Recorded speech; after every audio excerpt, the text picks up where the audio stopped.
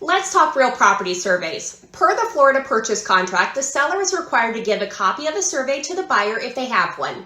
The existing survey should be given by the seller within 5 days after executing the purchase contract. If requested by the buyer, the seller will have to sign an affidavit of no change since the survey was originally completed. This means that the seller is saying they haven't built or moved any improvements on the property since the survey was done. If the seller does not have a copy of a survey, or if the buyer simply desires or needs one, they can have their own survey completed. So what is a survey? It is a detailed and scaled drawing which reports the boundaries of the property and documents the improvements upon the property. A survey is performed by a licensed surveyor.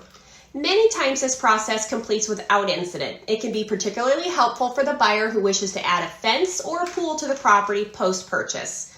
However, sometimes surveys uncover fences, sheds, pools, or even home additions which have been built upon a neighboring property. This is called an encroachment, and the survey may look something like these. Also of importance, which could be learned from a survey, is if the home had an improvement built on top of the septic system. I've actually heard of a home for sale which had built an addition on top of the septic system within Southwest Florida, and another which had built their pool onto an easement of a county property. Per the purchase contract, if any of these instances are uncovered during the purchase, the buyer needs to deliver written notice to the seller within 5 days of receiving the problematic survey. The problematic survey with notice will then become a title defect.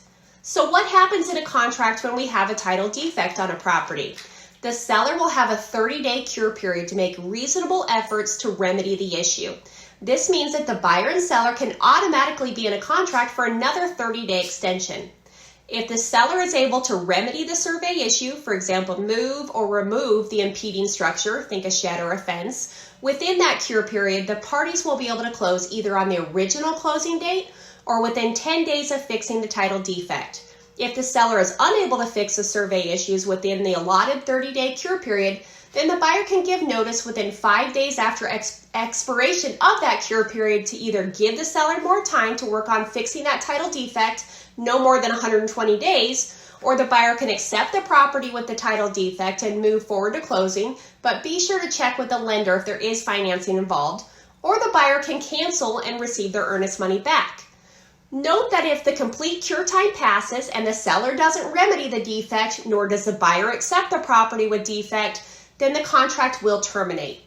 Surveys are a few $100s, could potentially wreak havoc in or stir up a deal, but they're certainly an important factor in the future enjoyment of and conveyance of a property.